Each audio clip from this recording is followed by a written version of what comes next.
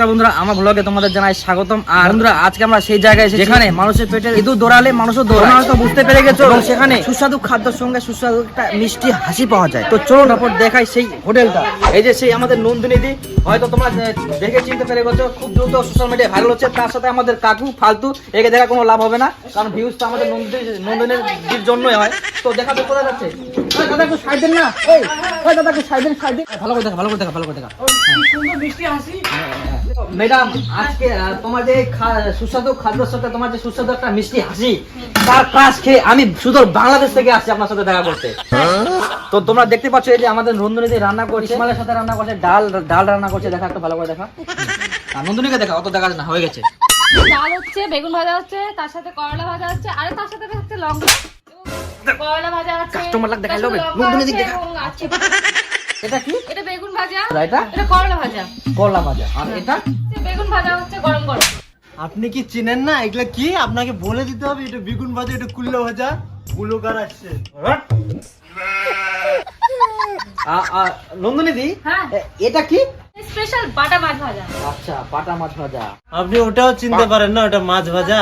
পাছায় যখন এই গরম ছুলনিটা ঠেকাবো না, তখন বুঝবেন বলক কাকে বলে।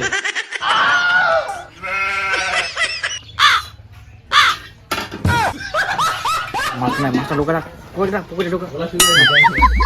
এই ছেলেটাকে দেখছেন? কি নাম ভাই? বিপুল দেব শর্মা। তখন থেকে আমি দেখছি যে আপনি শুধু বসে আছেন আর নন্দনের দিকে তাকিয়ে আছেন। তো ম্যাডাম কি আপনার গার্লফ্রেন্ড হয় নাকি? না না না, গার্লফ্রেন্ড নয়। হ্যাঁ, তো ক্রাশ আর কি। কি কি কি বললেন? ক্রাশ ক্রাশ তো বলেন না, এই ক্যামেরাটা বন্ধ করেন না। না কিছু না, না না কিছু না, কিছু মানে কি বলে দাদা?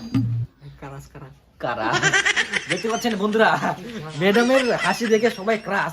এরকম ইয়ং ইয়ং ছেলে পেলে শুধু ক্রাশ খেতে আসে, খাবার না খা কিন্তু ক্রাশ। ম্যাডাম আমার একটু হাসিটা দেখান। বাহ, খুব সুন্দর। ডাল দিই, হ্যাঁ। এই শালা এখনো দেখে আছে। খালি আবার যা। ভাই বেগুন ভাজা দিব? করলা ভাজা, একটা লঙ্কা দিলাম, হ্যাঁ। এখনো দেখছে। কিউট দিদি, স্মার্ট দিদি, নন্দিনী দিদি। ফেসবুক ইউটিউব খুললে খালি নন্দিনী দিদির খাবার। তো নন্দিনী দিদির হোটেলে আমরা এখন খাওয়ার রিভিউ করব। ডালে লবণ বেশি হয়ে গেছে, কোলাতে এত টিকটা। বেগুন ভাজা একদম লবণ বেশি হয়ে গেছে। বুঝছো বন্ধুরা, যে আশায় আমি আসছিলাম 30 টাকায় ভালো খাবার পাবো বলে, আমার কিন্তু মন ভরলো না। দিদির হোটেলে খাওয়া ভালো লাগলো না। একদম সুপার রান্না, সেই সুপার, একদম মাছটা অসাধারণ লাগছে। ও মাছ দিব না মাংস দিব? আপনি 1 প্লেট ইসমাইল দেন। আরেকটু পাওয়া যাবে?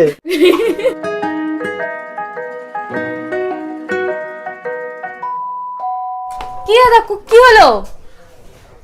খাবেন না আপনি? না ম্যাডাম, আপনার ইসমাইল দেখেই আমার পেট ভরে গেছে। এই যে নেন আপনার টাকাটা। আসি, হ্যাঁ।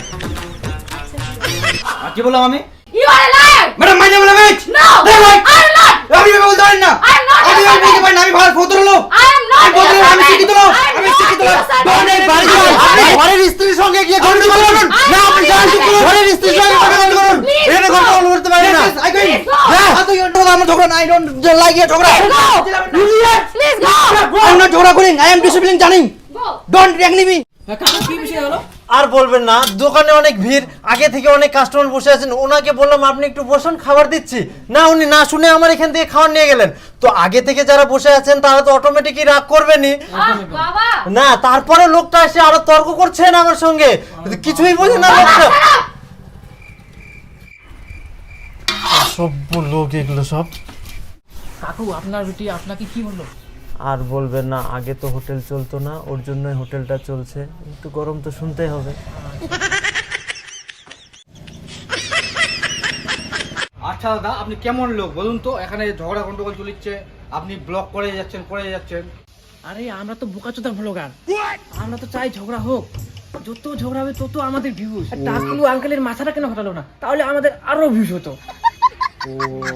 আমরা আবার কেন আটকাবো? দিদি কেমন আছেন বলেন? হ্যাঁ। আর আমি শুনলাম আপনি নাকি দিদি নাম্বার 1-এ গিয়েছিলেন। এই তুই রিভিল করে দিচ্ছিস? না, বলে দেবো সবাইকে। আর রিভিল করিস না, রিভিল করিস আর আপনার নাম বলে মমতা না নাকি নাম নাকি আমাদের সেই মমতা না? নন্দিনী দি। সেই নন্দিনী দি। আরে সবুজ দা, আরে দীপুদা, আমি ভাবতে পারিনি তোমার সঙ্গে দেখা হবে। সত্যি আমি তোমার কোনোদিনও সবথেকে- ভাবতে পারিনি। সবথেকে- একটু এই যে আমার দর্শককে একটু আরে বলে দেন। বিপুল দা, আরে বিপুল দা তুমি আসছো? চলে এসেছে। আমার ধরে কিছু বলে দাও।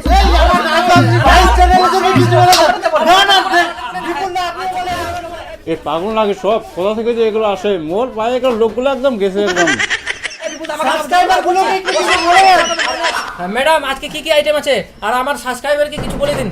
আজকে মেনুতে অনেক কিছু আছে, তার সাথে আমার স্পেশাল একটা জিনিস আছে, সেটা হচ্ছে সাদা ভাত, যেটা অন্য কোনো হোটেলে পাওয়া যাবে না, শুধুমাত্র আমার এই হোটেলে পাওয়া যাবে। আর তার সাথে একটা জিনিস ফ্রি থাকবে, সেটা আমার স্মাইল। দিদি হ্যাঁ, হ্যাঁ, ওই সেম কথাটা একটু আমার ক্যামেরার দিকে তাকিয়ে বলে দেন। আজকে আমাদের মেনুতে অনেক কিছু আছে, তার সাথে আমাদের স্পেশাল কি আছে, সাদা ভাত, যেটা আপনি অন্য কোনো হোটেলে পাবেন না।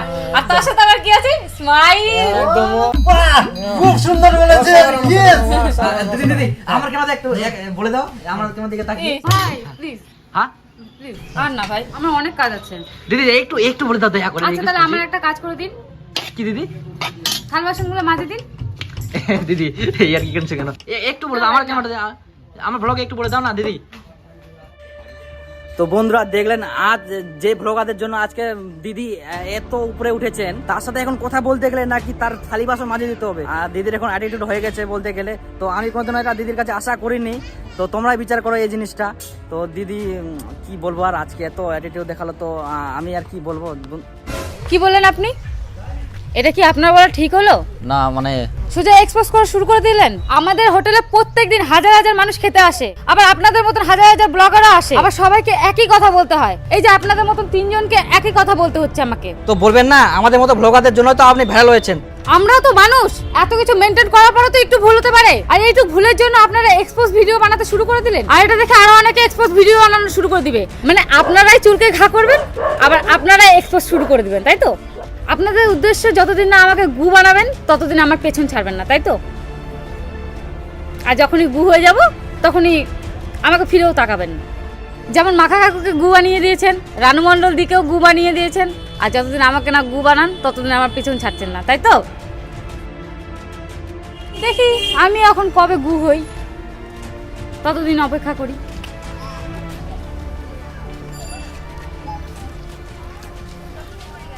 তো বন্ধুরা মানে গু গু খাবো আর কি।